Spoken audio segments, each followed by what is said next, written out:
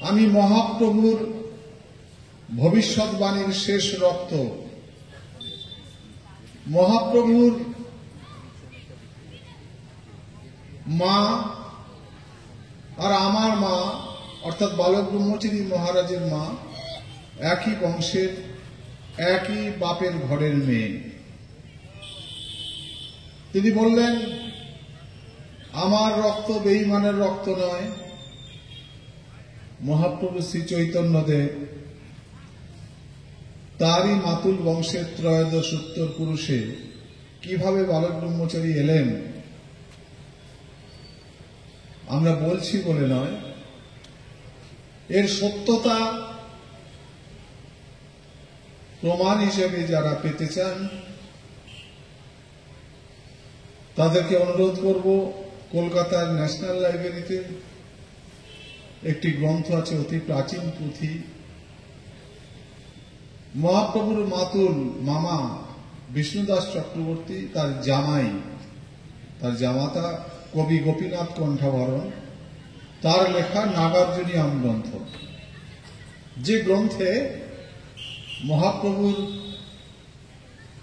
মাতুল বংশে যে বালক ব্রহ্মচারী মহারাজ এসছেন সেটা লিপিবদ্ধ আছে। এছাড়া পাশ্চাত্য বৈদিক বংশাবলী, সেই গ্রন্থেও এই প্রমাণ আমরা পাই।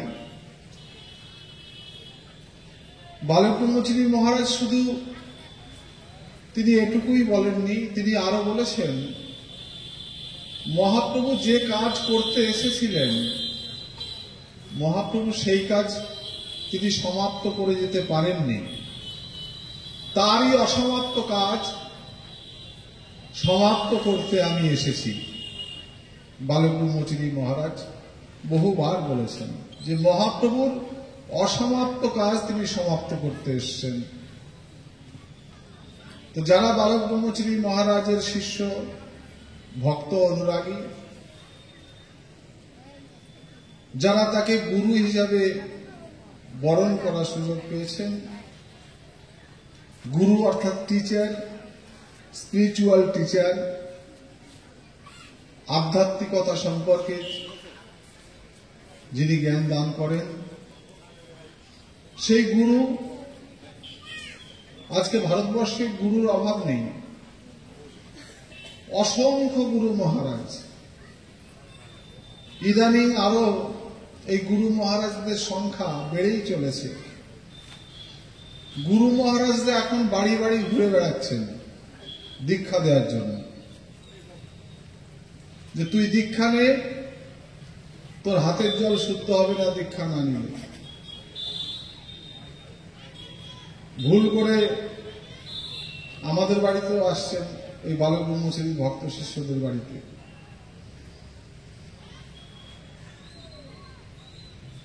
দীক্ষা দেওয়ার জন্য। তো দীক্ষা কে দিতে পারেন, কে গুরু হতে পারেন, কার সেই গুরু হওয়ার অধিকার আছে, সে সম্পর্কে আপনাদের যদি কিছু জানা থাকে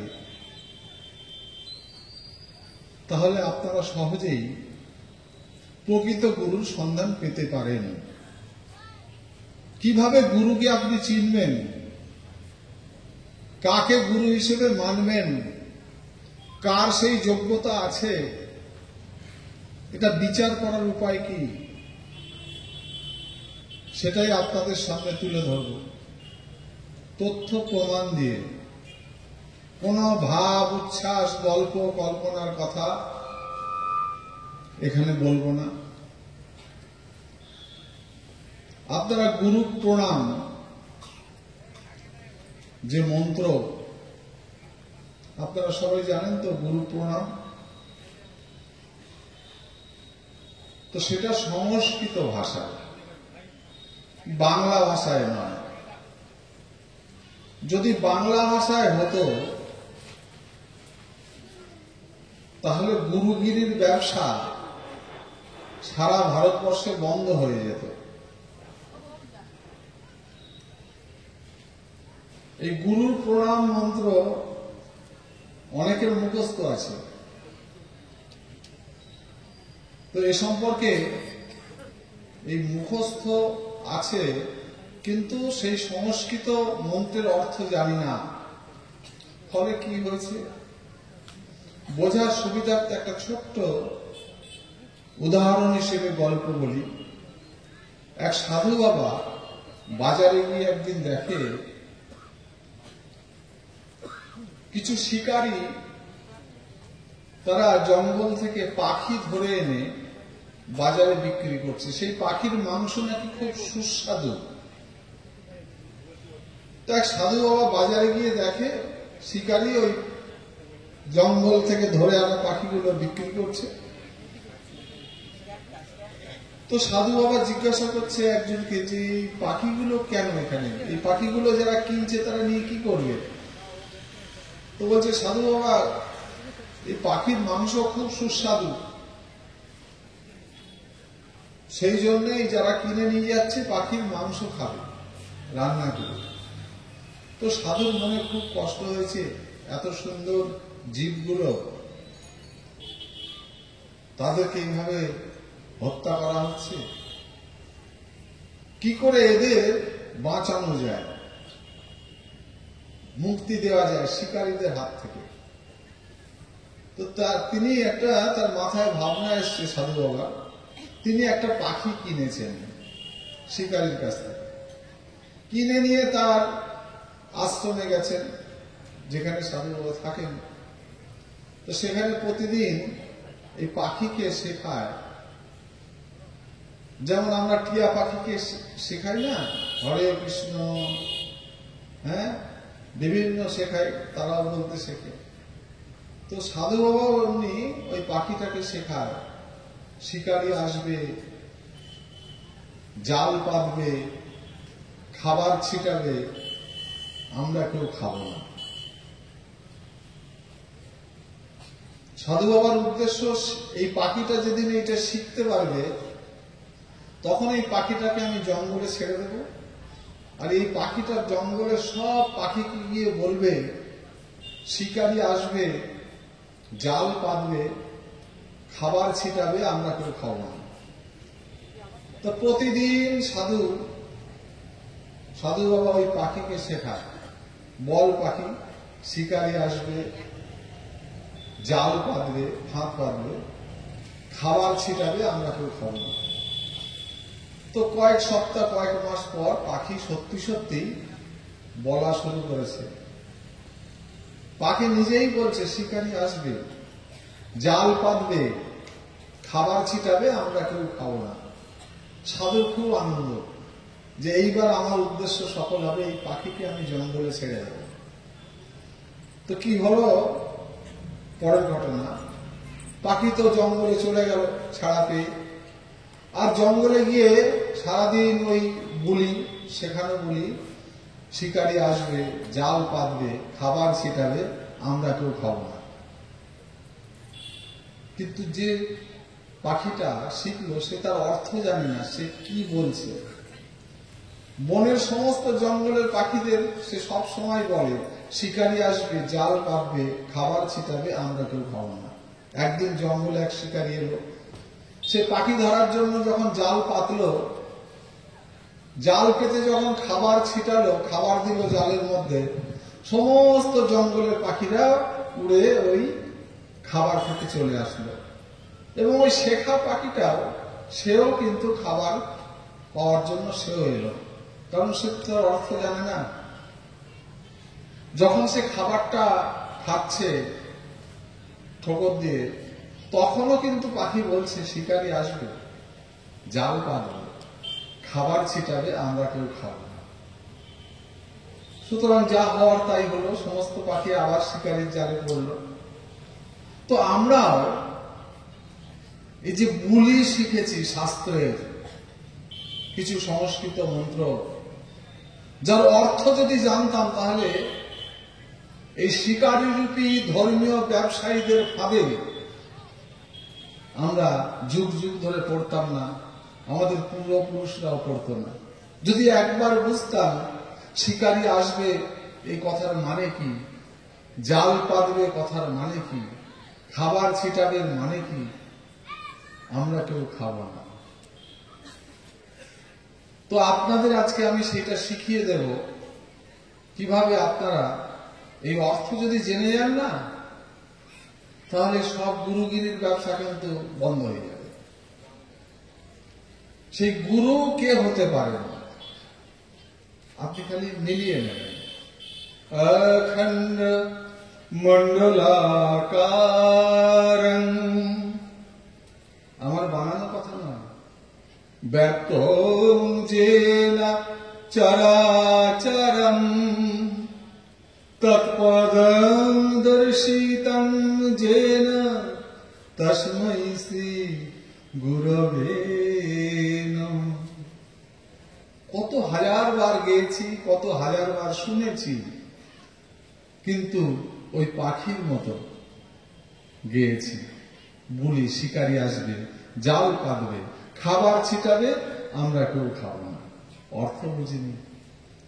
অখণ্ড মানে যার কোনো খণ্ড নেই, অখণ্ড মণ্ডলাকার, অখণ্ড মানে যার কোনো খণ্ড নেই, গোটা, টোটাল, সম্পূর্ণ, পুরো। মণ্ডলাকার মানে গোল আকার যাহার, অখণ্ড মণ্ডলাকার, অখণ্ড যার কোনো খণ্ড নেই। অখণ্ড গোলাকার কি, এই বিশ্ব ব্রহ্মাণ্ড। তাতে কি হলো না, ব্যাপ্তং যেন চরাচরং তৎপদং দর্শিতং যেন তস্मै শ্রী গুরবে নমঃ। অখণ্ড মণ্ডলাকারং, এই গোটা বিশ্ব ব্রহ্মাণ্ডে, ব্যাপ্তং যেন চরাচরং, এই যিনি বিশাল এই ব্যাপ্তির মধ্যে বিচরণ করতে পারেন।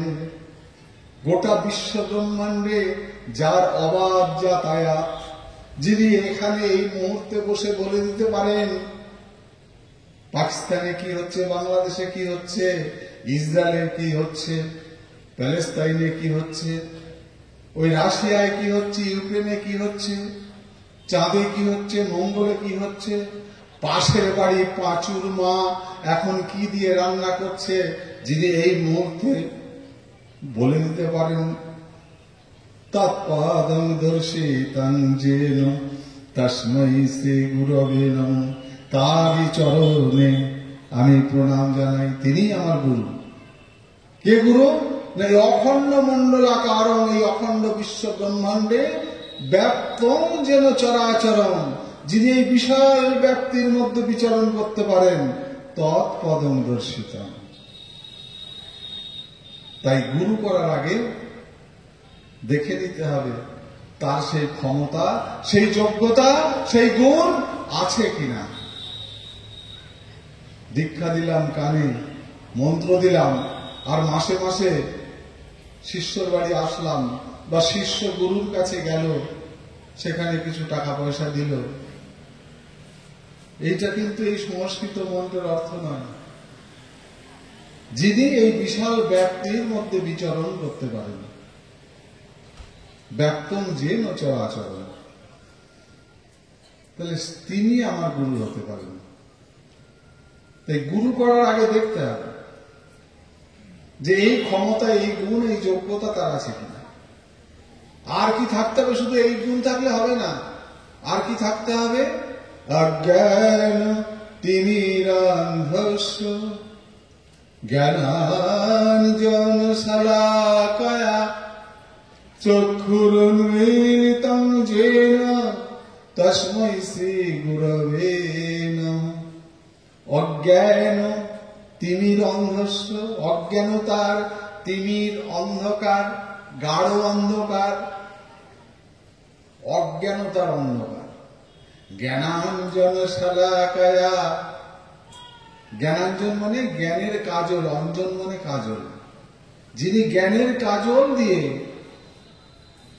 চক্ষুর্মিলিতং যেন, যিনি জ্ঞান চক্ষু খুলে দেন, অজ্ঞানতার অন্ধকার দূর করে যিনি জ্ঞানের চোখ খুলে দেন। তৎপদং দর্শিতং যেন তস্मै শ্রী গুরবে নমঃ। যিনি অজ্ঞানতার এই গাঢ়তম অন্ধকার ঘুচিয়ে আপনার জ্ঞানচক্ষু খুলে দেবেন।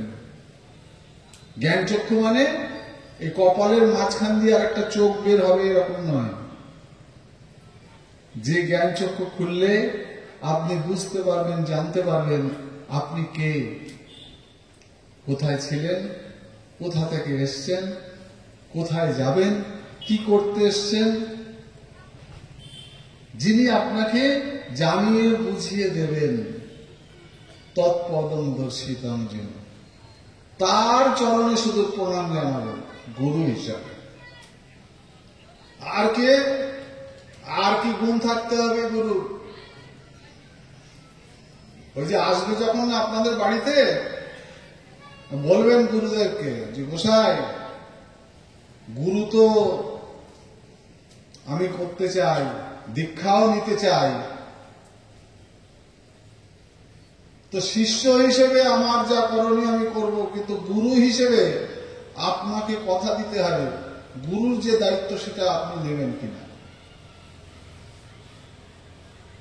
কি দায়িত্ব? ওম গুরু ব্রহ্মা গুরু বিষ্ণু গুরুদেব মহেশ্বরম গুরুরেব পরম ব্রহ্ম তস্मै শ্রী গুরবে নমঃ। গুরু ব্রহ্মা, যিনি সৃষ্টিকর্তা, যার সৃষ্টি করার ক্ষমতা আছে।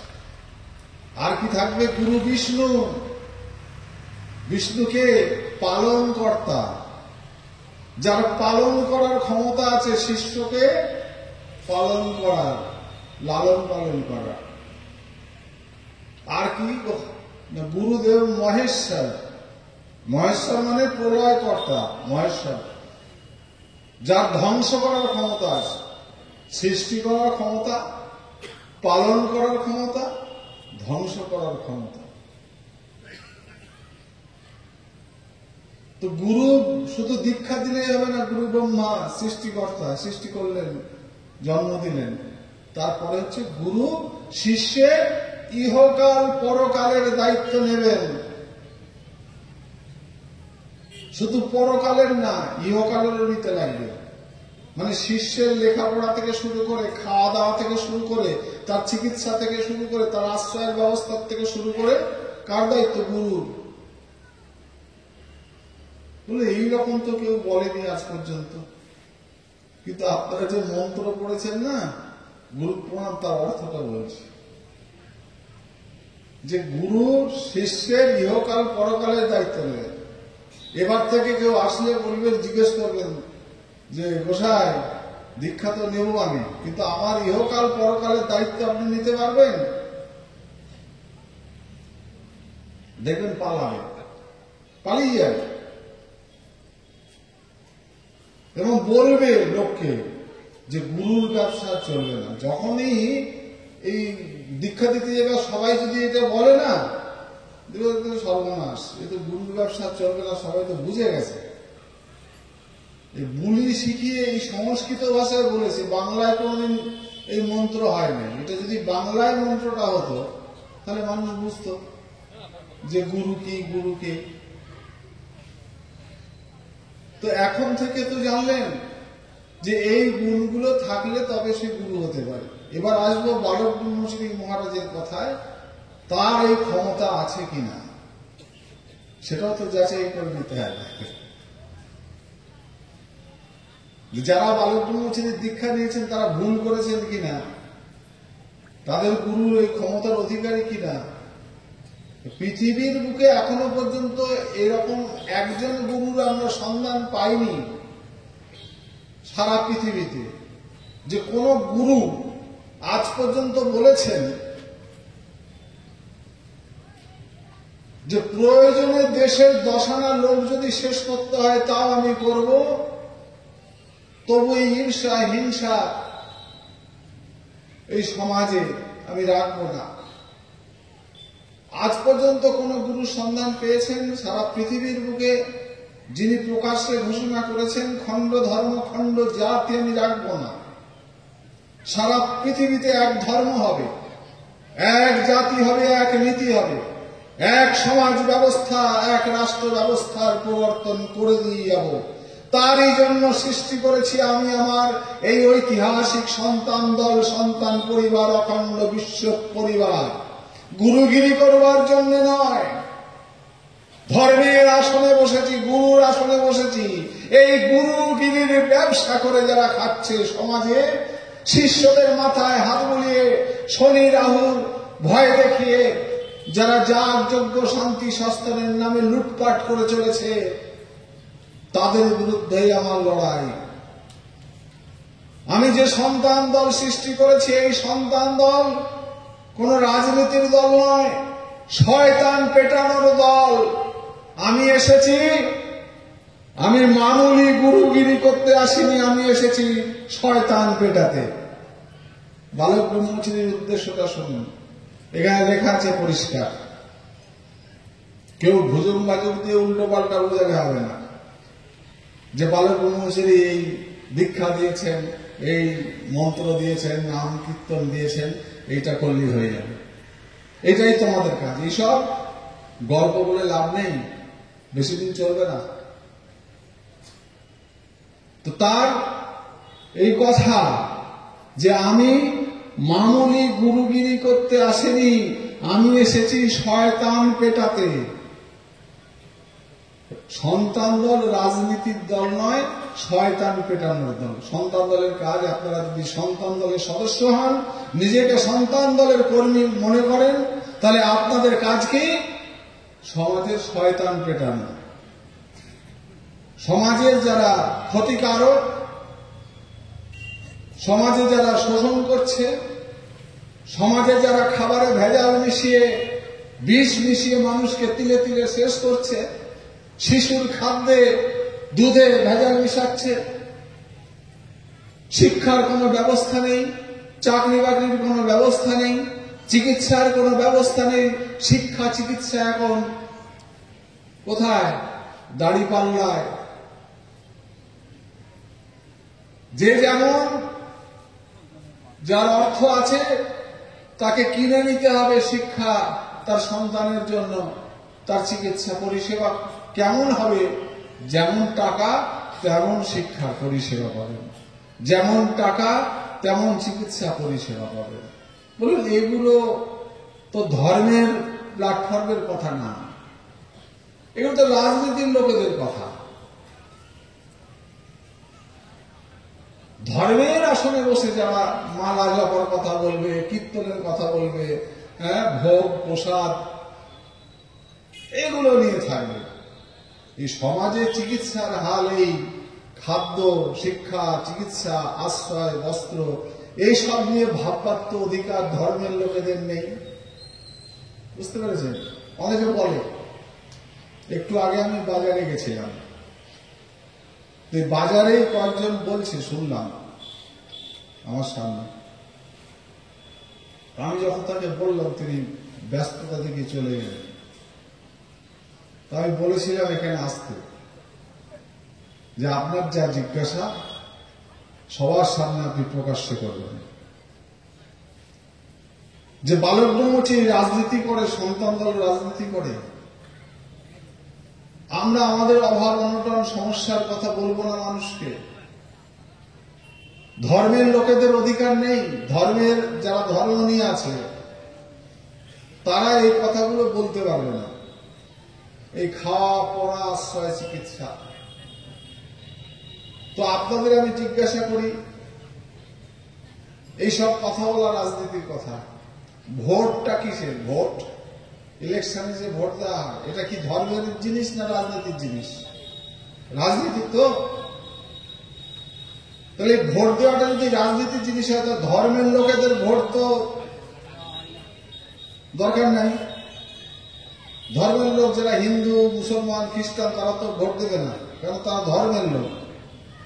ধর্মের লোক কেন ভোট দেবে? ভোট তো রাজনীতির জিনিস, তাই না?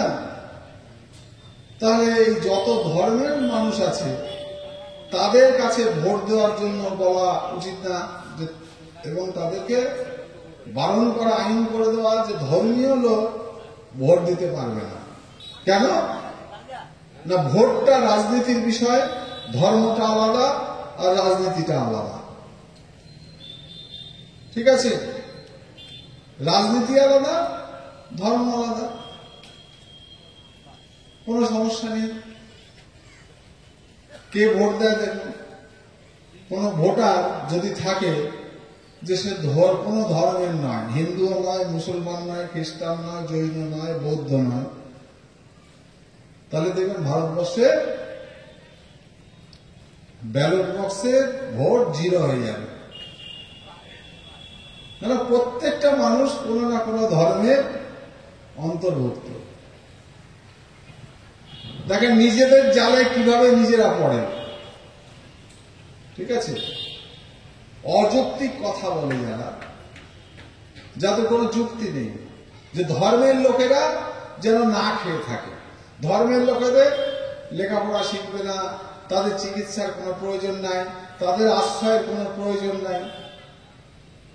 ধর্মের লোকেরা খাবে না, তাদের বাচ্চাদের ভাই বোনদের লেখাপড়ার প্রয়োজন নাই, চিকিৎসার প্রয়োজন নাই, তারা বলবে না তাদের খাদ্য বিষয়ে, শিক্ষার বিষয়ে, চিকিৎসার বিষয়ে কোনো সমস্যা হলে তাদের বলার অধিকার নেই?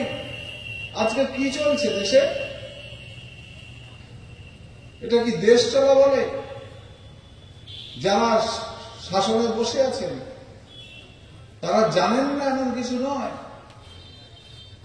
তার থেকেও সাধারণ মানুষ যা জানেন, তাদের থেকেও সরকার যারা চালায় তারা বেশি জানেন, অস্বীকার করতে পারেন, কিন্তু জানেন না এমন নয়। তো বালক ব্রহ্মচারী মহারাজ তিনি সেই গুরু যিনি গুরু ব্রহ্মা গুরু বিষ্ণু গুরুদেব মহেশ্বর। তার দায়িত্ব তার শিষ্যদের শুধু পরকালের দায়িত্ব না, ইহকালেরও। এতে ইহকালে কোন শিষ্য খেতে পাচ্ছে না, কোন শিষ্য চিকিৎসা পরিষেবা পাচ্ছে না, কোন শিষ্য বাসস্থানের ব্যবস্থা নেই, কেন নেই, এর জন্য দায়ী কারা, এ কথা বলার কেন অধিকার থাকবে না? এটাই তো যুক্তির কথা। তাই তো তিনি বলেছেন যে আমি এখানে মামুলি গুরুগিরি করতে আসিনি, আমি এসেছি শয়তান পেটাতে। মহাপ্রভু শ্রী চৈতন্যদেব তিনিও কিন্তু এই শয়তানদের বিরুদ্ধে লড়াই করেছিলেন, যেটা ভারতবর্ষ তথা পৃথিবীর মানুষকে কখনো জানতে দেওয়া হয়নি, জানতে দেওয়াই হয়নি যে মহাপ্রভু আসলে কি করতে চেয়েছিলেন। মহাপ্রভুর নামে যেসব বই গ্রন্থ বাজারে পাওয়া যায়, এসব বইয়ের যারা লেখক তাদের বেশিরভাগই মহাপ্রভুকে নিজের চোখে দেখেনি। বই লিখেছে যার সম্পর্কে তাকে দেখেনি, তাহলে কিভাবে লিখলেন? মহাপ্রভুর অন্তর্ধানের 50 বছর পর বই লেখা হচ্ছে মহাপ্রভু সম্পর্কে। এই যে বাজারে যেগুলো পান না, মহাপ্রভু শ্রী চৈতন্য চরিতামৃত, শ্রী চৈতন্য ভাগবত, এসব কিন্তু লেখা হয়েছে কখন? মহাপ্রভু চলে যাওয়ার 50 বছর পর। লেখকরা দেখে নাই মহাপ্রভু। কেউ আছেন বিরাট বিরাট সব পণ্ডিত, তারা যারা এইসব মোটা মোটা গ্রন্থ লিখেছেন, কারো নাম লোচন দাস কবিরাজ, কারোর নাম কৃষ্ণদাস কবিরাজ, বিরাট বিরাট পণ্ডিত তারা। কিন্তু তাদের পাণ্ডিত্যের ফল হিসেবে ওই গ্রন্থ নয়, তাদেরকে যেভাবে লিখতে বলা হয়েছে তারা সেইভাবে লিখেছেন। বুঝতে পেরেছেন? বিনিময়ে কিছু পেয়েছেন পণ্ডিতরা। রাজা লিখতে বলেছেন ইতিহাস, উপঢৌকন পেয়েছেন। রাজা তো নিজে লিখতে পারেন না, লিখলে মানুষ বিশ্বাস করবে না। পণ্ডিতদের দিয়ে লেখালে মানুষ বিশ্বাস। এত বিশাল বড় পণ্ডিত তিনি যখন লিখেছেন তাহলে কথা সত্যি। এত বিরাট বড় শিক্ষিত মানুষ, ডক্টরেট, এত ইতিহাসবিদ, তিনি যখন বই লিখেছেন নেতাজি সুভাষচন্দ্র বসুর 45 সালে বিমান দুর্ঘটনায় মারা গেছে, এত বড় ঐতিহাসিক যখন লিখেছেন, তাহলে কথা সত্যি কি? কথা ঠিক। কিন্তু খোঁজ নিলে দেখবেন লোকসভার টিকিট পেয়েছে, বিধানসভার টিকিট পেয়েছে ওই লেখক। যারা নেতাজিকে মিথ্যা কথায় বই লিখে মানুষের কাছে প্রচার করেছে, বিমান দুর্ঘটনায় নেতাজির মৃত্যু হয়েছে, প্লেন ক্র্যাশে মৃত্যু হয়েছে, নেতাজির মৃত্যু হওয়ার পর তার ছাই জাপানের রেনকোজি মন্দিরে সংরক্ষিত রয়েছে, নেতাজি প্রেম করে বিয়ে করেছে, তার নাকি ছেলে মেয়ে আছে, এই যে যারা বই লিখেছে না, দেখবেন তারা হয় লোকসভার টিকিট পেয়েছে, নয় বিধানসভার টিকিট পেয়েছে লেখকরা। তাহলে বুঝতে পারছেন তো, সরকার যদি লেখে নেতাজি মরে গেছে প্লেন অ্যাক্সিডেন্টে, মানুষ বিশ্বাস করবে না। আর যদি সেই পণ্ডিত ব্যক্তি যদি নেতাজির পরিবারের লোক হয়, তাহলে আরো তার দাম বেড়ে গেল, সে বিধানসভা এমএলএ না, একজন লোকসভা সাংসদ পদের টিকিট পেয়ে যাবে। তাহলে মানুষ সহজে বিশ্বাস করবে। তেমনি মহাপ্রভু শ্রী চৈতন্যদেব কেন পৃথিবীতে এসেছিলেন, সেই ইতিহাস যেন মানুষ জানতে না পারে। আজকে যেটা বলে যাব, লিখে রেখে দিন, যে এই যে রাজগঞ্জ, জলপাইগুড়ির রাজগঞ্জ, এই এলাকা পাকিস্তানের আন্ডারে থাকতো যদি মহাপ্রভু শ্রী চৈতন্যদেব ওই সময় না আসতেন। এটা আমার কথা না, এটা পৃথিবী বিখ্যাত ঐতিহাসিকদের কথা। কোন যুক্তিতে বলেছেন যে আজকে ওয়েস্ট বেঙ্গলের সমস্ত, সারা ওয়েস্ট বেঙ্গলটা পাকিস্তানের আন্ডারে চলে যেত যদি মহাপ্রভু না আসত? বলে কেন? এর সাথে পাকিস্তান, ইন্ডিয়া একই সম্পর্ক আছে। সম্পর্কটা কি? যে পাকিস্তান এবং ভারত যে দুটো ভাগ হয়েছে, কিসের উপর ভিত্তি করে? দ্বিজাতি তত্ত্বের উপর ভিত্তি করে। হিন্দু এবং মুসলমান এই দুটো জাত তাদের সেফটি সিকিউরিটির জন্য, তাদের ধর্ম অনুশাসন পালনের জন্য, নির্বিঘ্নে পালনের জন্য দুটো দেশ, দুটো কান্ট্রি।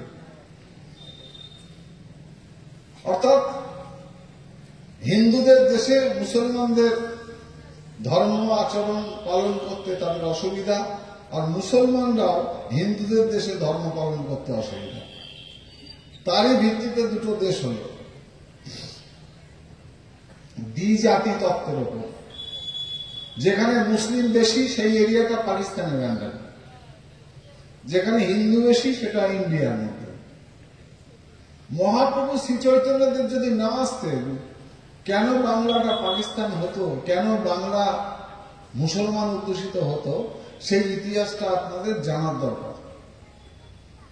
আমার কাছ থেকে না, ভারতবর্ষের বিভিন্ন ইতিহাসবিদ যারা, বিভিন্ন বড় বড় ঐতিহাসিক, তাদের লেখা বই পড়লে জানতে পারবেন যে মহাপ্রভু শ্রী চৈতন্য দেব তিনি কিভাবে এই সনাতন ধর্মকে রক্ষা করেছিলেন। মহাপ্রভু শ্রী চৈতন্য দেব যখন এসছেন নদিয়াতে, তখন ধর্মের নামে এক শ্রেণীর পণ্ডিত ধর্ম ব্যবসায়ীরা, নিচু বর্ণের মানুষ যাদেরকে আমরা বলি মুচি, মেথর, ডোম, চন্ডাল, এদেরকে শোষণ করত ধর্মের নামে। মহাপ্রভু শ্রী চৈতন্যদেব তার বিরুদ্ধে রুখে দাঁড়িয়েছিলেন। এই শয়তান পেটানোর, মহাপ্রভু এসছেন শয়তান পেটাতে, কিন্তু পারেননি। শয়তানদের ক্ষমতা এত বেশি, তাকে চলে যেতে হয়েছিল তার কাজ শেষ হওয়ার আগে। সেই ঘটনাগুলো আপনি জানেন। মহাপ্রভু শ্রী চৈতন্য যখন এসছেন, তখন ধর্মের নামে কি হতো? এই যে যাদেরকে আমরা নিচু বংশের বলি, নিচু জাত, মুচি, মেথর, ডোম, চণ্ডাল, শূদ্র, বৈশ্য, এদের বেদ পাঠ করার অধিকার ছিল না। বেদ, ঋক, সাম, যজুর, অথর্ব যে চতুর্বেদ, এই বেদ পাঠ করার অধিকার ছিল না। যদি কেউ গোপনে বেদ পড়ে ফেলত, তাহলে তার শাস্তি কি ছিল জানেন? কানের মধ্যে সীসা গালিয়ে, গরম সীসা, গাওয়ানো সীসা কানে ঢেলে দেওয়া হতো। এটা হচ্ছে ইতিহাস। অপরাধ কি না, তারা ব্রাহ্মণ অব্রাহ্মণ তারা বেদ পাঠ করেছে। এই নিচু জাতের বাড়িতে কেউ মারা গেলে তাদের কিভাবে শোষণ করা হতো জানেন? একজন মারা গেছে, তার মা মারা গেছে, তার বিধান হচ্ছে কি যে মায়ের সৎ কাজ করা যাবে না, পোড়ানো যাবে না। কেন না, যে সময় মারা গেছে ওই সময় দোষ পেয়েছে, তিথি নক্ষত্রের অবস্থান অনুযায়ী দোষ পেয়েছে, সেটা দেখেছেন কে? পণ্ডিত। আর সেই দোষ আগে কাটাতে হবে, অর্থাৎ প্রায়শ্চিত্ত করতে হবে, তারপরে এই মায়ের দেহ সৎ কাজ করা যাবে। তো ঠিক আছে বাবা, আমার মায়ের যাতে মুক্তি হয় আমি প্রায়শ্চিত্ত করতে রাজি আছি, বলো আমায় কি করতে হবে? বলে আমি ফর্দ লিখে দিলাম, ধুতি, ছাতি, লাঠি, গামছা, হারিকেন, হ্যাঁ, গোদান, বস্ত্রদান, স্বর্ণদান, ভূমিদান, হ্যাঁ, এই করতে করতে সর্বশান্ত। এই সমস্ত পণ্ডিতদের এই শোষণের জাঁতাকল থেকে বাঁচার জন্য যখন হাজারে হাজারে সনাতনীরা মুসলমান ধর্মে কনভার্ট হচ্ছিল, ইসলাম ধর্মে চলে যাচ্ছিল, মহাপ্রভু সেই চৈতন্যদের তখন এসে রুখে দাঁড়ালেন যে দাঁড়াও, কে বলেছে এগুলো অনাচার? কে বলেছে তোমাদের অধিকার নেই? কে বলেছে প্রায়শ্চিত্ত করতে হবে? কেউ যদি তোমার মায়ের সৎ কাজ না করতে চায়, আমি নিমাই, আমি নিজে শ্মশানে গিয়ে সৎ কাজ করে আসবো, দেখি পণ্ডিতদের কি ক্ষমতা। এই ছিলেন নিমাই, তার চরিত্র, তার সংগ্রামী জীবন। পণ্ডিতদের ক্ষমতা হয়নি। তার সাথে শাস্ত্র নিয়ে তর্ক যুদ্ধে যেটা, ভারতবর্ষে এমন কোন পণ্ডিত সে সময় জন্মাননি যিনি নিমাইকে তর্ক যুদ্ধে পাণ্ডিত্যে হারিয়ে দিয়েছেন। তিনি বললেন কি যে মুচি, মেথর, ডোম, চণ্ডাল, শূদ্র, বৈশ্য এগুলো ধর্মের কথা নয়, সিন্নন্ত বিশ্বে অমৃতস্য পুত্রা, এই বিশ্বের প্রতিটি জীব অমৃতের সন্তান, প্রত্যেকের সমান অধিকার, প্রত্যেকই অমৃতের সন্তান। সুতরাং এখানে ছোট বড় নেই, উঁচু নিচু নেই, ভেদাভেদ নেই, প্রত্যেকটি মানুষের সমান অধিকার। তাতেও সমস্যা হতো না। এরকম ভাষণ, লেকচার আমরা অনেকে দিই, রাজনীতির প্ল্যাটফর্ম থেকে, ধর্মের প্ল্যাটফর্ম থেকে, কিন্তু মহাপ্রভুর যে ভাষণ বক্তব্য সেটা আঙ্গিক অন্য ছিল। তিনি শুধু বলে ক্ষান্ত হননি, তিনি মুখে বলতেন যেটা, সেটা কাজে করতেন। এটাই হয়েছিল কাল, এটাই হলো সমস্যা। মুখে তো অনেক কিছু অনেকে বলেন, কিন্তু কাজে যদি সেটা করেন তাহলে সমস্যা। নিমাই মহাপ্রভুর চরিত্র হলো তিনি যেটা মুখে বলতেন কাজে করতেন। কেন না, তার যে জীবন বেদ সেটা হলো আপনি আচরি ধর্ম অপরে শিখাও।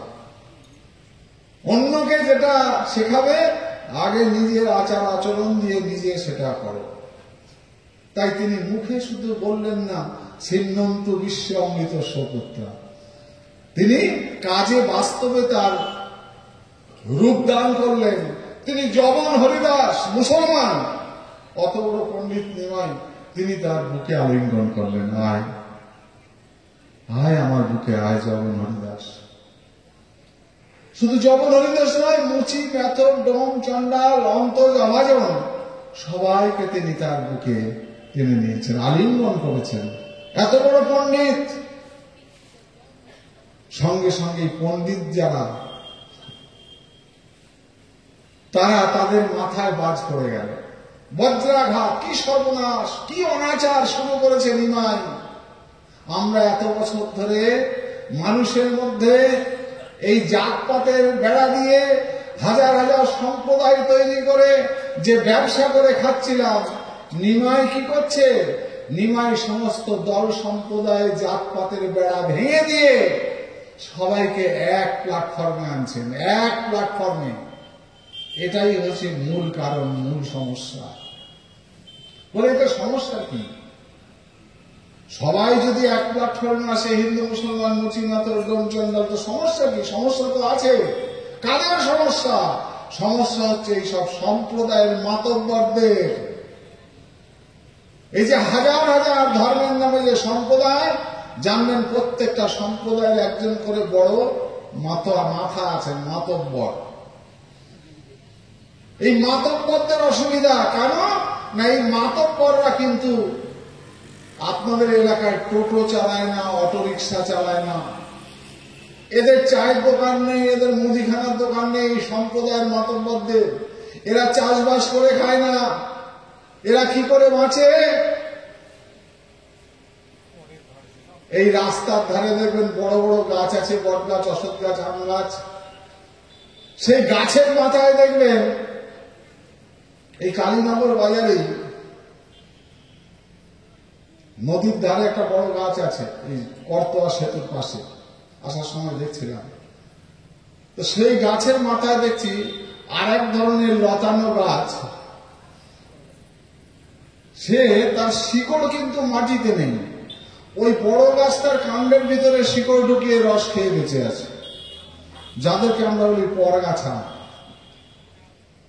এই সম্প্রদায়ের মাতব্বর বাবাজিরা, এরা কিন্তু এই মাটির থেকে রস শোষণ করে না, পরিশ্রম করে তারা আয় রোজগার করে বাঁচে না। এরা এই সম্প্রদায়ের মাথায় হাতে বুলিয়ে ধর্মের বিধান দিয়ে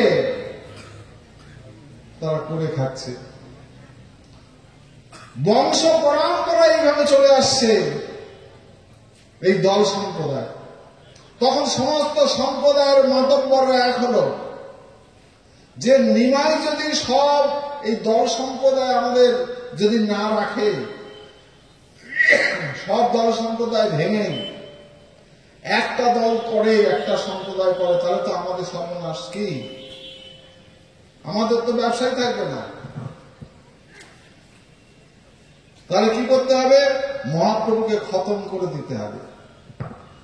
মহাপ্রভু থাকলে আমাদের এই সম্প্রদায়ের বাবাজি যারা আমরা, আমাদের অস্তিত্ব থাকবে না, অস্তিত্ব বিপন্ন। তাহলে মহাপ্রভুকে খতম করে দাও, শেষ করে দাও। তারই জন্য কি করা হবে? তারা মিটিং বসালো। এই মাথারা, সম্প্রদায়ের মাথারা মিটিং করলো। মিটিং করে সিদ্ধান্ত নিল মহাপ্রভুকে খতম করতে হবে। তার জন্য কি করতে হবে? প্রয়োজনে ভাড়া করা খুনি, সুপারি কিলার, মাস্তান, গুন্ডা, তাদেরকে হায়ার করো, করে লেলিয়ে দাও মহাপ্রভুর বিরুদ্ধে। নাম শুনেছেন আপনারা? জগাই মাধাই, একটা জগাই মাধাইয়ের নাম শুনেছেন? অসংখ্য জগাই মাধাই এদের লেলিয়ে দিয়েছিল নিমাইয়ের বিরুদ্ধে, যে নিমাইকে জব্দ করা যায় যেভাবে হোক, নিমাইকে ঠান্ডা করতে হবে। কিন্তু যতই জগাই মাধাইয়ের মতন গুন্ডা মাস্তানদের মহাপ্রভুর কাছে পাঠিয়েছে, প্রত্যেকেই মহাপ্রভুর কাছে এসে তার তত্ত্বে, তার ভালোবাসায়, তার পাণ্ডিত্যে, তার প্রেমে তাদের সকলের হৃদয় মহাপ্রভু জয় করে নিয়েছেন। তারা প্রত্যেকেই শেষে মহাপ্রভুর চরণে আশ্রয় দিয়েছেন।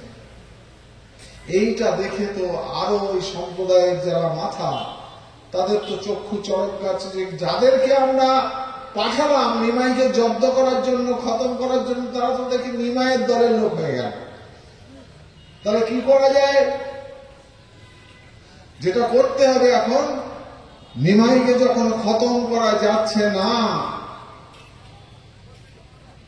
তাহলে নিমাইকে ভক্তদের হৃদয় থেকে খতম করে দাও, জনগণের মন থেকে খতম করে দাও নিমাইকে। বলে জনগণের হৃদয় থেকে, ভক্তদের হৃদয় থেকে কাউকে কি খতম করা যায়? যায়। কিভাবে যায় সেটা বলছি।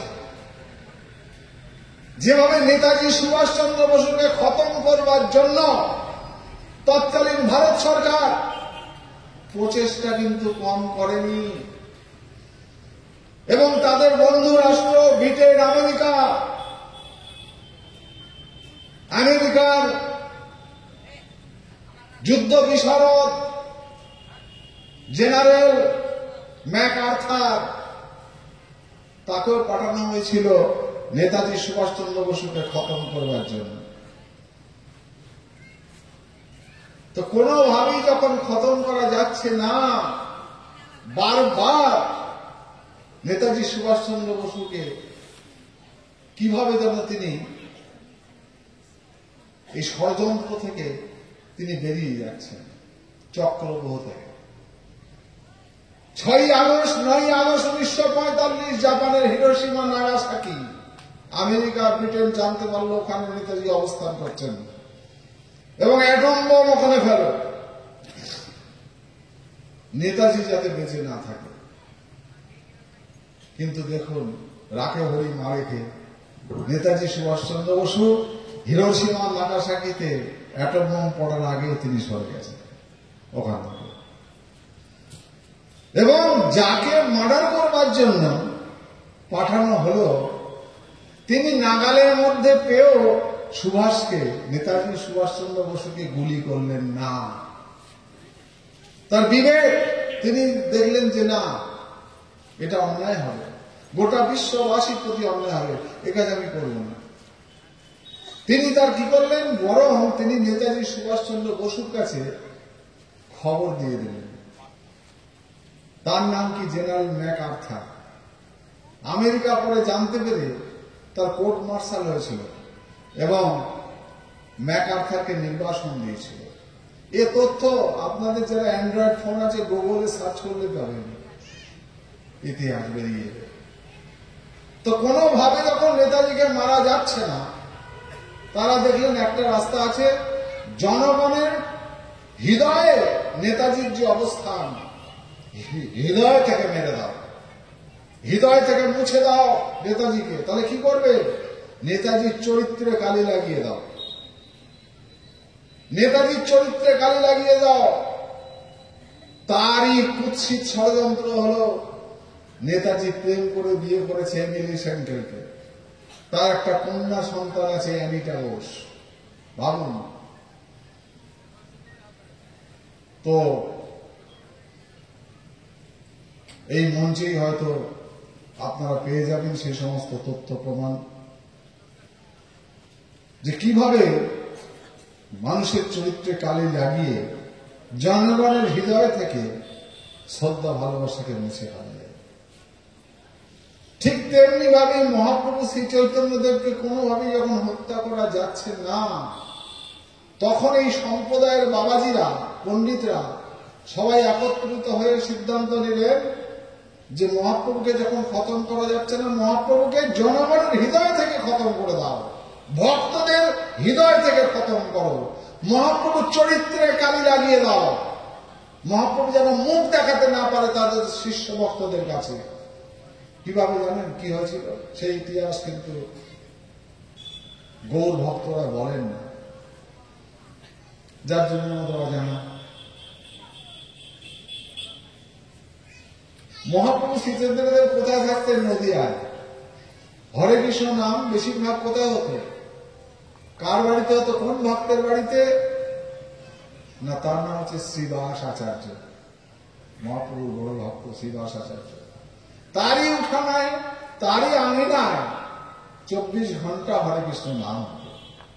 এই শ্রীবাস আচার্যের এক ভাইজি ছিল, ভাইয়ের মেয়ে, বুঝেছেন? সেই ভাইজি বাল্য বিধবা অবস্থায় ছিল, কাকার বাড়িতে ছোটবেলায় স্বামী মারা গেছে। তখনকার দিনে তো অতি অল্প বয়সে মেয়েদের বিয়ে হয়ে যেত, আর স্বামীদের বয়স ছিল 90, 95, 100। স্বামীরা একাধিক বিয়ে করত, এবং সেইভাবে শাস্ত্র লেখা হয়েছিল যে যত এই পণ্ডিতের ঘরে যদি বিয়ে দেওয়া হয় তাহলে কি হবে, স্বর্গপ্রাপ্তি ঘটবে, যত রকম আর কি ভালো ভালো ঘটনা আছে পরকালে সেগুলো পাবে। সেই লোভে ওই অল্প বয়সের মেয়েদের 9 বছর 8 বছর 10 বছরের মেয়েদের 90 বছর 95 বছরের পণ্ডিতদের সাথে বিয়ে দিয়ে দিত। এটা হচ্ছে ইতিহাস, প্রকৃত ইতিহাস। ফলে কি হতো, কিছুদিনের মধ্যেই বিধবা হয়ে যেত। তেমনি শিবাস আচার্যের ভাইজি বাল্য বিধবা অবস্থায় ছোটবেলায় বিধবা হয়ে গেছে, তার কাকার বাড়ি, শিবাস কাকার বাড়িতে থাকতেন। তার নাম কি জানেন? সেই ভাইজির নাম হচ্ছে নারায়ণী। নারায়ণী হঠাৎ জানা গেল কি যে নারায়ণীর গর্ভে সন্তান, নারায়ণী অন্তঃসত্ত্বা। তখনকার দিন, আজ থেকে প্রায় 500 বছরের কাছাকাছি। তখনকার সমাজ কত কনজারভেটিভ, কত গোড়া। আজকে হলেই তাই ছিছি অবস্থা, তখন হলে কি হতো। তাই চারিদিকে ঢিঢি পড়ে গেল। আর পণ্ডিতরা এই মোক্ষম সুযোগের সদ্ব্যবহার করতে ভুললেন না। তারা দেখলেন এই হচ্ছে সুযোগ, এই যে ঘটনা, এই শিবাস আচার্যের ভাইঝি নারায়ণী, এইটা মহাপ্রভুর মাথায় চাপিয়ে দাও, মহাপ্রভুর মাথায় চাপিয়ে দাও। যে মহাপ্রভুর কীর্তি, কুকীর্তির ফসল হচ্ছে ওই অন্তঃসত্ত্বা মা বাল্য বিধবা নারায়ণ। এবং চাপিয়ে দেওয়া হলো। তার জন্য গোপন ষড়যন্ত্র, যে আমরা যদি চাপিয়ে দিই পণ্ডিতরা, ভক্তরা খেপে যাবে, তাহলে সাক্ষী জোগাড় করতে হবে। মহাপ্রভুর কাছের কিছু মানুষকে আমাদের কিনে নিতে হবে, তাদের দিয়ে বলাতে হবে যে নিমাই এই ঘটনা ঘটিয়েছেন। কিন্তু মহাপ্রভু যারা কাছের ভক্ত, তারা অস্বীকার করলেন যে এত বড় পাপ আমরা করতে পারবো না, এই মিথ্যা অপবাদ আমরা প্রভুর গায়ে দিতে পারবো না। তোমাদের এই দেওয়া হবে, তোমাদের এই দেওয়া হবে। মহাপ্রভুকে আমরা হত্যা আজ হোক কাল হোক করবো। হত্যা করার পর ওই মহাপ্রভুর আসনে তোমাকে বসানো হবে, তুমি হবে মহাপ্রভুর আসল উত্তরাধিকারী। হ্যাঁ, তোমাকে সেই সম্মান দেওয়ার ব্যবস্থা করে দেবো আমরা। বিনিময়ে শুধু একটুকু বলতে হবে, এই নারায়ণের যে ঘটনা, কীর্তি, এটা হইলেও হইতে পারে। এটা মহাপ্রভুর বলতে হবে না ডাইরেক্ট, ইনডাইরেক্টলি বলো যে হলেও হতে পারে। তাতেই দেখবেন সব ভক্ত পালিয়ে যাবে মহাপ্রভুর কাছ থেকে। এবং এই মহাপ্রভু সেই অপবাদ মাথায় নিয়ে নদিয়া ছেড়ে চলে যেতে হয়েছিল উড়িষ্যায়, উৎকল। এই বদনাম মাথায় নিয়ে তিনি থাকতে পারেননি নদিয়ায়। এই ষড়যন্ত্রের শিকার হয়ে রাতের অন্ধকারে ডায়মন্ড নদী পার করে দিয়েছিল হোসেন শাহ লোকেরা, যে আমাদের মুসলিম রাজত্বে যদি ওরা তো মেরেই ফেলবে, এই পণ্ডিতরা নিমাইকে মেরে ফেলবে, আর দোষ হবে আমাদের মুসলমান শাসকদের। রাতের অন্ধকারকে পার করে দাও বাংলার বাইরে, তাকে পার করে দেওয়া হবে। প্রকৃত ইতিহাস আমাদের জানতে দেওয়া হলো না। মহাপ্রভু সেই অপরাধ, সে অপরাধের বোঝা বয়ে বেড়ালেন। তারপর নারায়ণীর কি হলো? নারায়ণীকেও আর শিবাসের বাড়িতে রাখা যাচ্ছে না, কাকার বাড়িতে। চারিদিকে এটা রটনা হয়ে গেছে, এলাকার মানুষ জানাজানি হয়ে গেছে। তাই নারায়ণীকে বাঁচানোর জন্য কি করতে হবে? তাকে মামার বাড়ি পাঠিয়ে দেওয়া হলো। কোথায়? শ্রীহট্ট। যে শ্রীহট্ট এখন বাংলাদেশের অন্তর্ভুক্ত, মামার বাড়ি, নারায়ণীর মামার বাড়ি। সেখানেও কয়েক মাস থাকার পর জানাজানি হয়ে গেল যে এরকম বাল্য বিধবা অন্তঃসত্ত্বা। সেখানেও স্থান হলো না, তাকে আবার শিফট হতে হলো সেখান থেকেও চলে আসতে হলো কোথায়? আবার এই বাংলায়, আবার এই নদিয়ার শান্তিপুর মামগাছি গ্রামে। লিখে রাখুন, ভুলে যাবেন। শান্তিপুর, নদিয়ার শান্তিপুর মামগাছি। এবং যথাসময়ে নারায়ণীর পুত্র সন্তান প্রসব করলেন, সেই ইতিহাস আমাদের জানা নেই। সেই পুত্রের কি নাম রাখা হলো জানেন? সেই পুত্রের নাম হলো বৃন্দাবন দাস। এবং শ্রী চৈতন্য মহাপ্রভু সম্পর্কে একমাত্র সমসাময়িক লেখক, অর্থাৎ চৈতন্য মহাপ্রভুর জীবিতকালে মহাপ্রভু সম্পর্কে বই লিখেছেন একমাত্র লেখক, নাম কি বললাম? নাম বৃন্দাবন দাস। তার গ্রন্থের নাম রাখলেন চৈতন্য মঙ্গল। কেন নাম রাখলেন চৈতন্য মঙ্গল? মঙ্গল কাব্যের অনুকরণে এটা লেখা, মঙ্গল কাব্যের ছন্দে।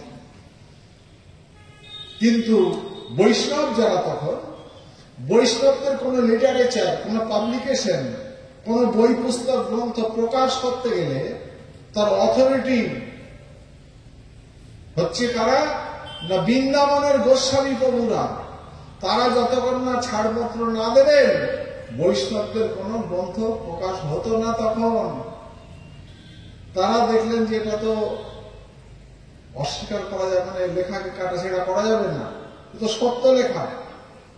তো তারাই চৈতন্য মঙ্গলের নাম পরিবর্তন করে তারা নতুন নাম দিলেন চৈতন্য মঙ্গল। কথাটাকে তারা উড়িয়ে দিল। এই বৃন্দাবন দাসের লেখা গ্রন্থ একমাত্র গ্রন্থ, যে লেখক মহাপ্রভু সমসাময়িক, যিনি ওই বইতে লিখলেন নিজের জন্মের কথা, যে পাপিষ্ঠ জন্ম আমার না হইল তখনে, বঞ্চিত হইলাম আমি শ্রীমুখ দর্শনে। যে পাপিষ্ঠ জন্ম আমার। কেন পাপিষ্ঠ জন্ম? যে মহাপ্রভুর সময়ে তিনি জন্মগ্রহণ করেও মহাপ্রভুর দর্শন কখনো হয়নি। অর্থাৎ মহাপ্রভু তখন নীলাচলে, উৎকলে, উড়িষ্যায়। আর বৃন্দাবন দাসকে কখনোই উড়িষ্যায় যেতে দেওয়া হয়নি। প্রত্যেক বছরে একবার করে গৌড় বাংলা থেকে পুরীর রথযাত্রার সময় এখানকার ভক্তরা যেত উড়িষ্যায়। নিত্যানন্দ প্রভু অর্গানাইজ করে নিয়ে যেতেন। বহু অনুনয় বিনয় করেছেন বৃন্দাবন, কিন্তু কখনোই বৃন্দাবন দাসকে উড়িষ্যায় যাওয়ার অনুমতি দেওয়া হয়নি। তাই তিনি লিখছেন, পাপিষ্ঠ জন্ম আমার না হইল তখনে, বঞ্চিত হইলাম আমি শ্রীমুখ দর্শন। সেই শ্রীমুখ, তার মুখ আমি দর্শন করতে পারলাম না। আর মহাপ্রভুর শেষ পরিণতি যেটা আমরা জানি না। আমরা যেটা জানি সেটা ভুল, সেটা মিথ্যা। সেটাই আজকে প্রমাণ করে দিয়ে যাব এই প্রকাশ্য জনসভায়। মহাপ্রভু শ্রী চৈতন্যদেব কিভাবে চলে গেছেন আমাদেরকে ছেড়ে? না, তিনি ভগবান ছিলেন, তার এই 3.5 হাত রক্ত মাংসের দেহ জগন্নাথের পুরীর মন্দিরে, যে জগন্নাথ দেব থাকেন, মূর্তি, কাঠের মূর্তি, দারু দেহ, সেই দেহে এই রক্ত মাংসের দেহ মিলেমিশে একাকার হয়ে গেছে। এটাই হচ্ছে এত বছর ধরে আমরা এই শুনে আসছি গল্প। এটা যে চরম মিথ্যা, সেটারই প্রমাণ দেব আজ। যে মহাপ্রভু শ্রী চৈতন্য দেব ওই জগন্নাথের কাঠের দেহে মিশে যায়নি, তাহলে কিভাবে তিনি অন্তর্ধান হলেন? বালক ব্রহ্মচারী মহারাজ, যিনি নিমাই মহাপ্রভুর মাতুল বংশের ত্রয়োদশ সত্যপুরুষের ভাগ্নে রূপে এসছেন, তিনি দাবি করেছেন বহু প্রকাশ্য জনসভায়, মহাপ্রভুকে পুরীর মন্দিরে পাথর দিয়ে মাথা থেতলে থেতলে হত্যা করা হয়েছে। প্রথমে শরীরের সমস্ত জয়েন্ট গুলো পাথর দিয়ে মেরে ভেঙে দিয়েছে, তারপর চোখের মধ্যে শলা দিয়ে অন্ধ করে দিয়েছে। মহাপ্রভু যখন যন্ত্রণায় ছটফট করছেন, তিনি কাতর আবেদন জানাচ্ছেন, কাঁদছে আর বলছেন যে তোমরা আমাকে তাড়াতাড়ি মেরে ফেলো, আমি আর সহ্য করতে পারছি না, তোমরা আমাকে মেরে ফেলো, তোমরা আমাকে মেরে ফেলো। যে কি নিষ্ঠুর, কি নির্মম ভাবে মহাপ্রভুকে হত্যা করা হয়। আর বইতে লিখে দেওয়া হলো কি যে মহাপ্রভু পুরীর মন্দিরে মিশে গেছে। কবে মিশে গেছে? কত সাল? সালটাও লিখে রাখেন, সালটা লেখেন, কারণ আগামী দিনে তো প্রমাণ আপনি নিজেই করবেন। আমার কথা বিশ্বাস করার দরকার নেই, আপনি সালটা গুগলসে সার্চ করুন, আর আমি এখানে মাইকে বলছি, মিলিয়ে নেন। 1533 খ্রিস্টাব্দ এই সালে মহাপ্রভুকে হত্যা করা হয়েছে। 1533 খ্রিস্টাব্দ। কোন মাসে? আষাঢ় মাসে। কোন পক্ষে? শুক্লা পক্ষে। কবে? সপ্তমীর দিন। এটা হচ্ছে আপনাদের ইতিহাসে লিখে গেছেন, পণ্ডিতদের লিখতে বলেছেন, পণ্ডিতরা লিখে গেছেন। মিথ্যা কথা লিখলে সেটা কিন্তু তার একটা ক্লু থাকেই, সেটা ধরা পড়বেই, কারণ মিথ্যা চিরদিন চাপা থাকে না। তো লেখা যখন শাস্ত্র হয়ে গেছে, আচ্ছা শাস্ত্র একবার লেখা হলে সে আর কাটা যায়? ভুল প্রমাণ হলেও কাটা যাবে?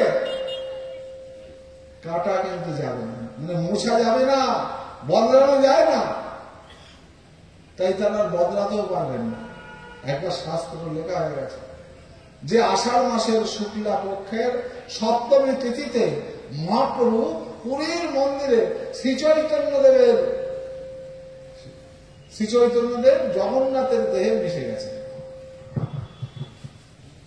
যেদিন জগন্নাথ পুরীর মন্দিরে থাকেন না, কোথায় থাকেন? সপ্তমীর দিন না। প্রত্যেক বছরে ওই পুরীর মন্দির জবে থেকে তৈরি হয়েছে, জগন্নাথ জবে থেকে অধিষ্ঠিত পুরীর মন্দিরে। ওই মন্দিরটা কে তৈরি করেছিল জানেন? এই যে পুরীর মন্দিরে আমরা যাই না, সমুদ্র আর তীর্থ একসাথে, এই মন্দির তিনি তৈরি করেছিলেন যে রাজা, তার নাম হচ্ছে রাজা ইন্দ্রদম্ন। গুগলে সার্চ মারলে পেয়ে যাবে যে পুরীর মন্দিরের কে তৈরি করেছেন, কে প্রতিষ্ঠা করেছেন। রাজা ইন্দ্রদম্ন কে? না, জগন্নাথের মেসমশাই, জগন্নাথ দেবের মেসমশাই।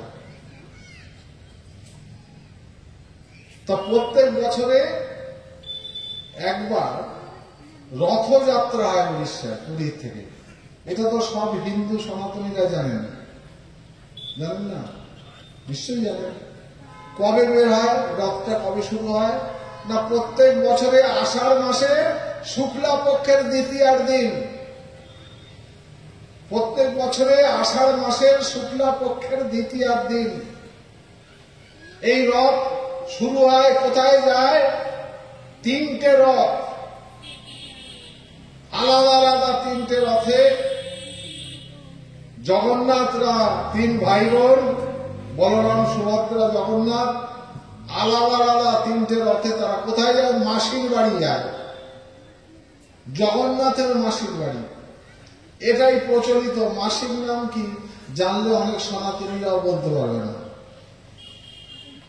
সবাই আমরা জানি জগন্নাথ মাসির বাড়ি যায়, তো জগন্নাথের মাসির নামটা কি? মেসমশাই তো রাজা ইন্দ্রদম্ন। বেশি সময় দিলে তো গুগলসে বলে দেবেন না, গুগলসে সার্চ করলে কিন্তু বেরিয়ে যাবে যে জগন্নাথের মাসির নাম হচ্ছে গুন্ডিচা, রানী গুন্ডিচা, কুইন গুন্ডিচা।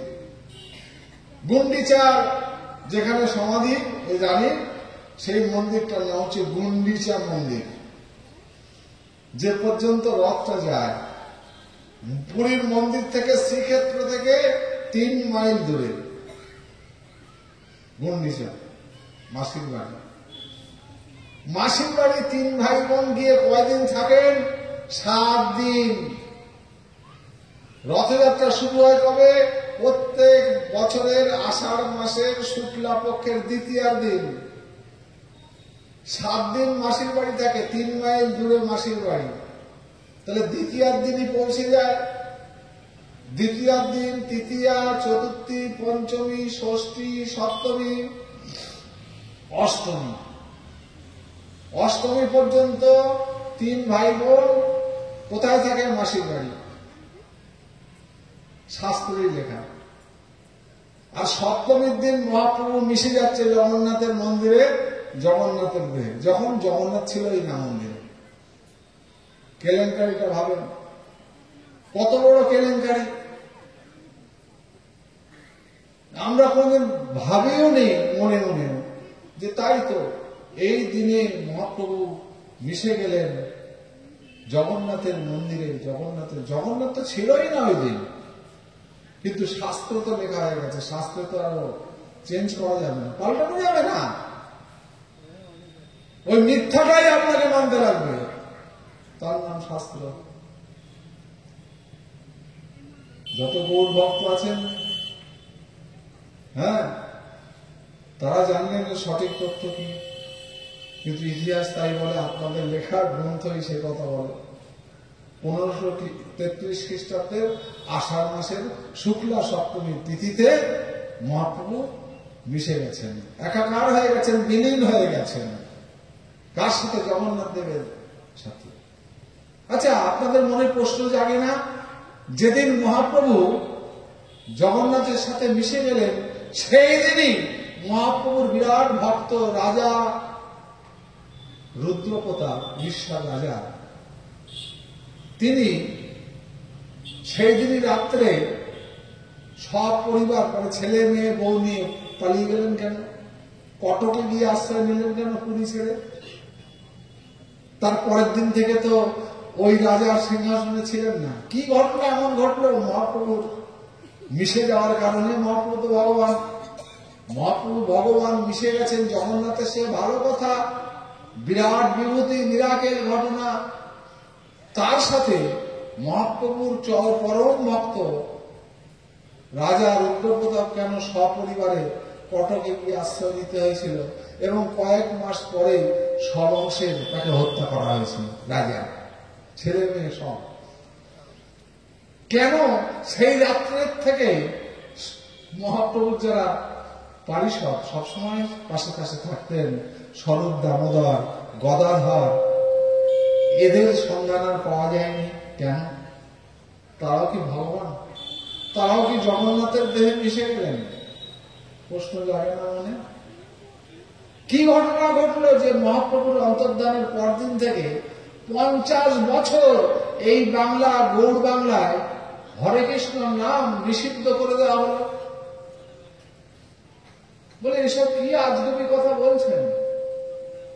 50 বছর হরে কৃষ্ণ নাম ব্যান করে দেওয়া হয়েছে গৌড় বাংলায়। প্রমাণ, বিখ্যাত বাংলার ইতিহাসবিদ দীনেশ চন্দ্র সেন, তার লেখা the Chaitanya and his age, Calcutta university থেকে পাবলিশ হয়েছে আজ থেকে 100 বছর আগে। সেই গ্রন্থে লেখা আছে, এখনো সেই গ্রন্থ এখনো অ্যাভেলেবেল আছে। পরবর্তীতে আবার পুনর্মুদ্রণ হয়েছে। বইটির নাম হচ্ছে দি চৈতন্য অ্যান্ড হিজ এজ। এই গ্রন্থে পরিষ্কার ভাবে উল্লেখ আছে যে মহাপ্রভুর অন্তর্ধানের পর থেকে 50 বছর গৌড় বাংলায় হরে কৃষ্ণ নাম ব্যান করে দেওয়া হয়েছে। কি অপরাধ হরে কৃষ্ণ নামে? যে নামে জীবের মুক্তি ঘটবে। যে শুধু মহাপ্রভুকে হত্যা করা নয়, তার হাজার হাজার লক্ষ লক্ষ ভক্ত এই নামকে আশ্রয় করে যাতে ইউনাইটেড না হয়ে পাল্টা আঘাত না হানতে পারে, তার জন্য ব্যান করে দেওয়া হলো। 50 বছর হরে কৃষ্ণ নাম করতে দেওয়া হয়নি। সমস্ত গৌড় ভক্তদের বাড়িতে চিরুনি তল্লাশি করে মহাপ্রভুর সম্পর্কিত সমস্ত বই পুঁথি সিজ করে নিয়ে পুড়িয়ে ফেলা হয়েছে। ভাবুন, কত বড় অপারেশন, একটা বই পুঁথি রাখা হয়নি। সেই জন্য বৃন্দাবন দাসের লেখা ওই গ্রন্থে উল্লেখ আছে, প্রভুর যে শেষ লীলা স্বরূপ দামোদর সূত্র করি গাঁথিলেন গ্রন্থের ভিতর। প্রভুর যে শেষ লীলা, মহাপ্রভুর শেষ অন্তিম পরিণতি কি হয়েছিল, প্রভুর যে শেষ লীলা স্বরূপ দামোদর সূত্র করি গাঁথিলেন গ্রন্থের ভিতর। তিনি একটা গ্রন্থ রচনা করেছেন, তাতে প্রভুর অন্তিম বিবরণ লিপিবদ্ধ আছে। সেই বইটা কিন্তু ভ্যানিশ করে দেওয়া আছে, সেই বইটা নেই, বুঝতে পারবেন না, কোন গ্রন্থেই পাবেন না। নতুন করে বই লেখা হবে, আগের সব বই বাদ।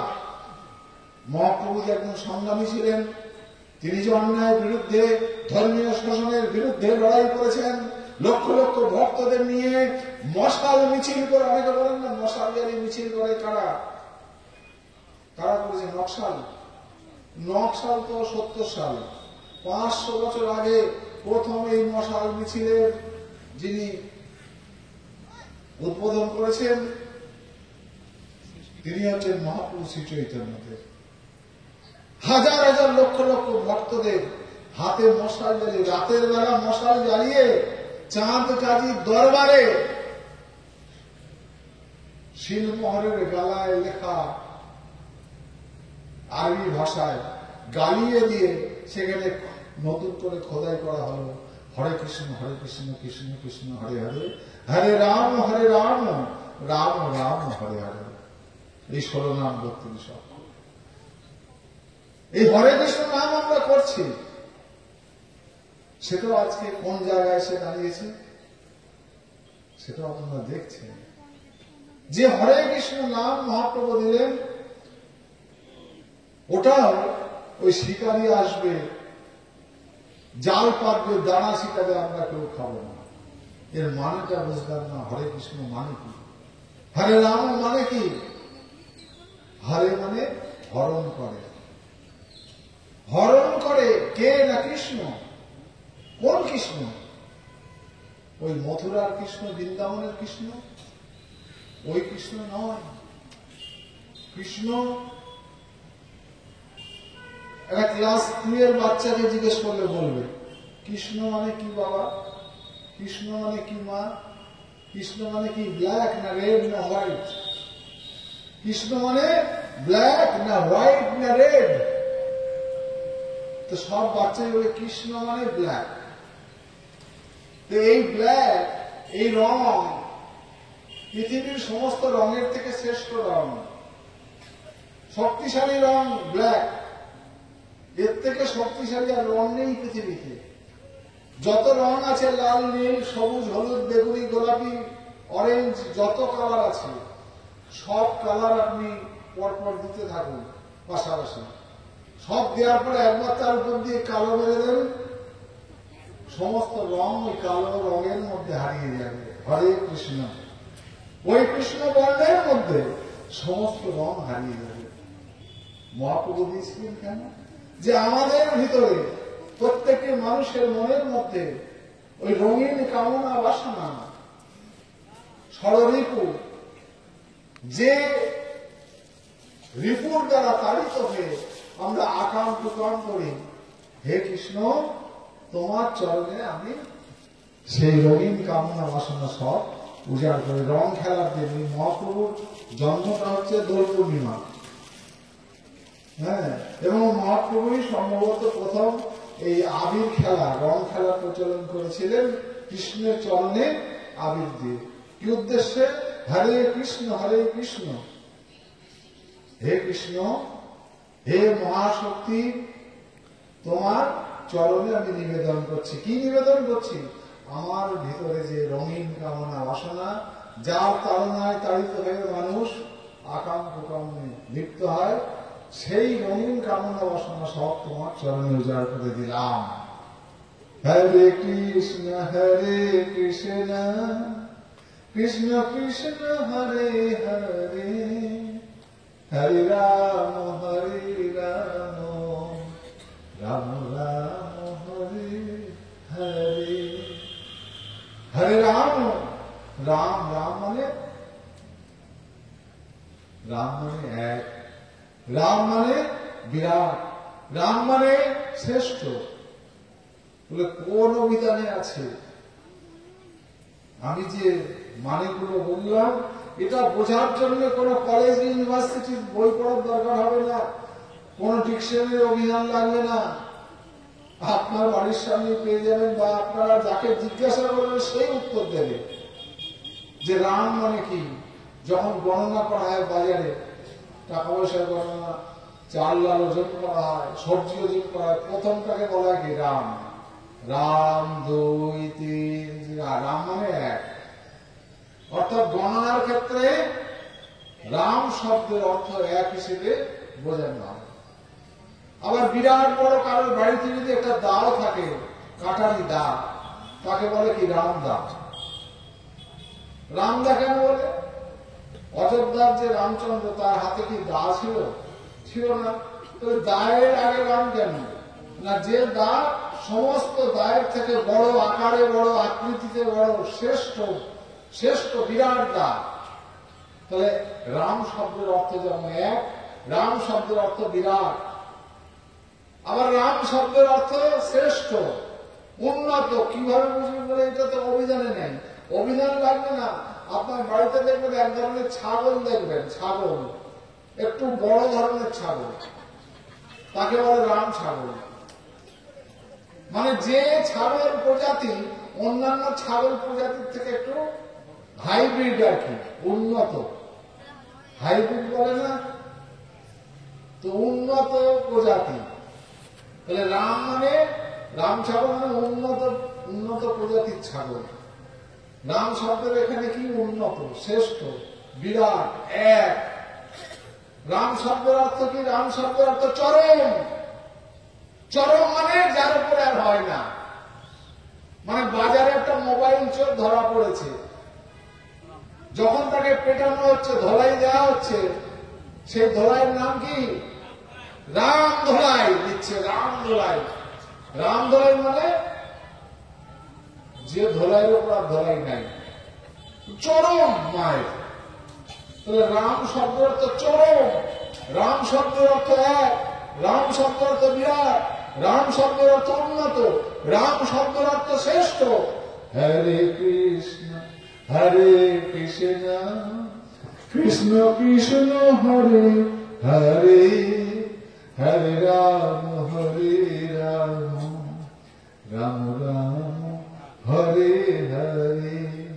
হে কৃষ্ণ, হে রাম, তোমার চরণে আমার রঙিন কামনা বাসনা উজাড় করে দিলাম, তুমি গ্রহণ করো, তুমি শুষে নাও। যেভাবে সমস্ত রং, কালো বর্ণ রং, কালো ব্ল্যাক কালার, সমস্ত কালারকে শুষে নেয়, ঠিক তেমনি ভাবে তুমি আমার এই রঙিন কামনা বাসনা, এই ষড়রিপু যার তাড়নায় তাড়িত হয়ে আমি আকাঙ্ক্ষা করি, অন্যকে ঠকাই, খাবারে ভেজাল নেই, হ্যাঁ, প্রতারণা করি, এই রিপু আমাকে, এই রিপুকে দমন করো প্রভু। তো সেই জন্য দিয়েছিলাম হরে কৃষ্ণ। আর আজকে সেই হরে কৃষ্ণ নাম কি হচ্ছে? সেটা মিউজিক, ব্যান্ড পার্টি, নাচ, হ্যাঁ, 40,000, 60,000, 80,000, 1 লাখ টাকা পর্যন্ত, 1.5 লাখ টাকা বায়না। যত যে সম্প্রদায়ের হ্যান্ডস বেশি মিউজিক, তার যে কত রকমের কায়দা এখন ফেসবুক ইউটিউবে দেখবেন, হ্যাঁ, খোল মাথায় নিয়ে, মৃদাঙ্গ মাথায় নিয়ে সার্কাস, হ্যাঁ, কত রকমের যে সে কায়দা আছে, যে যত সার্কাস দেখাতে পারবে তার দাম কত বেশি। অর্থাৎ মহাপুরুষ সিচুয়েশনে কেন দিলেন নাম? মার খেয়ে নাম যাচ্ছে গৌর নিত্যানন্দ, পয়সা কড়ি লাগে না রে গৌর নিত্যানন্দ। হ্যাঁ, হরে কৃষ্ণ নাম এ কেনা বেচার নাম নয়। মহাপ্রভু এই বিক্রি করে খাওয়ার জন্য হরে কৃষ্ণ দেয়নি। এই হরে কৃষ্ণ নাম ব্যবসা করে খাওয়ার জন্য নয়। যারা এটাকে নিয়ে ব্যবসা করছে, ইদানিং রামনারায়ণ রাম বালক ব্রহ্মচিৎ দেওয়ার নামকে নিয়ে এই সম্প্রদায় খুলে পালা কীর্তনের দল খুলে যারা ব্যবসা করছে, বালক ব্রহ্মচারী মহারাজের এসছেন কিন্তু যে শয়তান পেটানোর জন্য, সে শয়তান যারা ধর্মের নামে এই মানুষকে সার্কাস দেখে লুটপাট করছে, তাদের বিরুদ্ধে বালক ব্রহ্মচারী। তাই বালক ব্রহ্মচারীর তত্ত্বদর্শন জানুন, তার আদর্শ জানুন, তার লেখা বিভিন্ন বই পাঠ করুন। সন্তান দলের কীর্তিকলাপ দেখে বালক ব্রহ্মচারীকে দয়া করে বিচার করবেন না, কারণ আমরা হচ্ছি সেই সন্তান দল যারা মহাপ্রভুর সময় ছিল, যারা মহাপ্রভুকে হত্যার ষড়যন্ত্রে যুক্ত ছিল। বালক ব্রহ্মচারী মহারাজ তার নিজস্ব বক্তব্যে বলে গেছেন যে এই আমার সন্তান দল, আমার এই শিষ্যদের, যারা তোরা আমার জন্য প্রাণ পর্যন্ত দিতে পারিস, মনে করিস তোদের মধ্যে থেকে একদিন জুদাস বেরোবে। অর্থাৎ নিজের সন্তান দলকে ছাড়েননি, যে সন্তান দলের মধ্যে জুদাস, তার সেই লেখা বই আজকের বুক স্টলে পাবেন বালক ব্রহ্মচারী মহারাজ প্রসঙ্গে। এই বইতে তার লেখা এই কথা উল্লেখ হয়েছে। তাই সন্তান দল মানে ভাববেন না যে একটা বালক ব্রহ্মচারীর শিষ্য সে যা করছে এটাই বোধহয় বালক ব্রহ্মচারীর শিক্ষা। না, সে মদ খাচ্ছে তার মানে এটা বালক ব্রহ্মচারীর শিক্ষা নয়। সে রাম নারায়ণ নাম কীর্তন করে অথচ মিথ্যা কথা বলে, তাহলে তাকে দেখে বালক ব্রহ্মচারীকে ভুল বুঝবেন না। বালক ব্রহ্মচারীর শিক্ষা নয় মানুষের সঙ্গে প্রতারণা করা, মানুষকে হিংসা করা, ঈর্ষা করা, ছল চাতুরি করা। বালক ব্রহ্মচারীর নীতি আদর্শ শিক্ষা বহির্ভূত। বালক ব্রহ্মচারী বলছেন যে মুখে নাম করবে সেই মুখে মিথ্যা কথা বলা যায় না। তো আমরা যারা সেগুলো মানি না, নিজেদের স্বার্থে মিথ্যা কথা বলি, নিজেদের ভাবমূর্তি উজ্জ্বল করার জন্য মিথ্যা কথা বলি, মানুষকে প্রতারণা করি, দলভারি করি, মানুষের বিষ ঢালি, বিষাক্ত এগুলো ঢালা হয়। ঠাকুর বালক ব্রহ্মচারী বলছেন, তিনি তার পরাচরণে বলেছেন যে আমি ভালোবাসি মানে এই নয় যে তুমি আদর্শের বাইরে কথা বললেও সেটা আমি মেনে নেব, সেটা মেনে নেব না। যারা মেনে নেয় তারাই রোগের বীজ ছড়ায়।